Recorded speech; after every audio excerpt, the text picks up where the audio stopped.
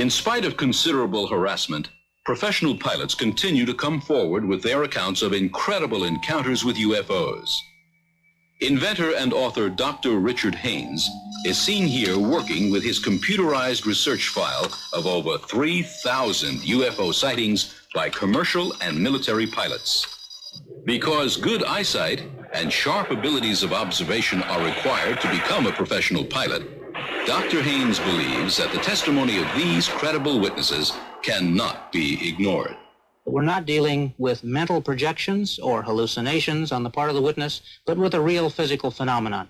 One of the most thoroughly investigated cases in Dr. Haynes' file involves the near collision of a UFO with a United States Army helicopter piloted by Lieutenant Colonel Lawrence Coyne and his crew. While flying over Mansfield, Ohio, at 11 p.m. on October 18, 1973, they observed a bright red object which paralleled their craft and then rapidly moved toward them on a collision course. I looked out the window and observed this light moving at a very excessive speed, in excess of 600 knots, coming at the helicopter. It looked like a locked-on missile.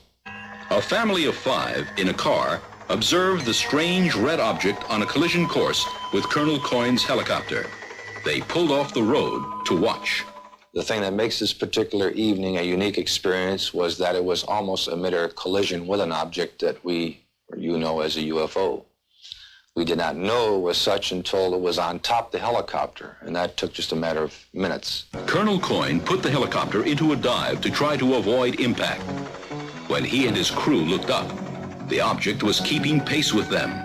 While it was in this position, the green light came out from the undercarriage of the UFO. Colonel Coyne cut the power and set the controls for a steep dive.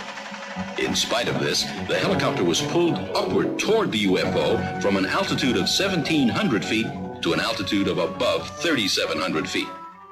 Colonel Coyne and his crew observed the strange UFO at close range for approximately 2 minutes. The object that I viewed that particular evening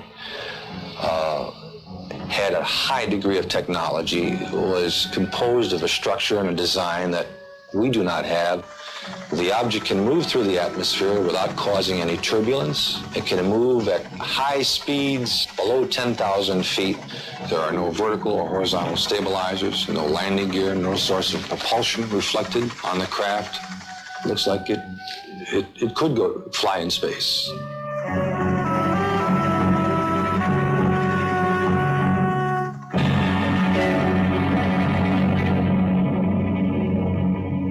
This document is the result of years of investigation into Lieutenant Colonel Coyne's helicopter encounter with a UFO. It verifies the facts just presented to you. Lieutenant Colonel Coyne felt so strongly about his UFO experience that he became part of a delegation to the United Nations that tried to encourage the UN to deal with the subject of UFOs. Increasingly, UFOs have become the subject of serious investigation by professional scientists.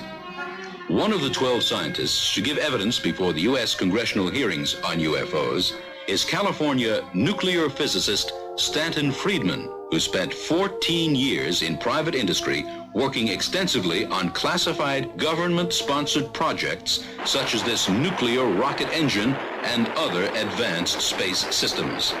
Since 1970, he is the only space scientist known to be devoting full time to UFOs.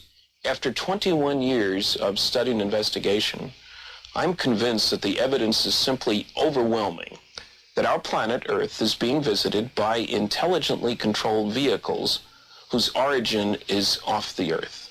In other words, some UFOs, underline the sum about 10 times, are somebody else's spacecraft. Now, I'm only concerned with those UFO reports which indicate things of definite size, shape, surface texture, whose behavior clearly indicates that they were manufactured somewhere other than Earth. The kind of behavior that Stanton Friedman is talking about is the ability to go 10,000 miles per hour in the atmosphere as observed on radar and make sharp right-angled turns. Nobody on planet Earth is able to duplicate that behavior.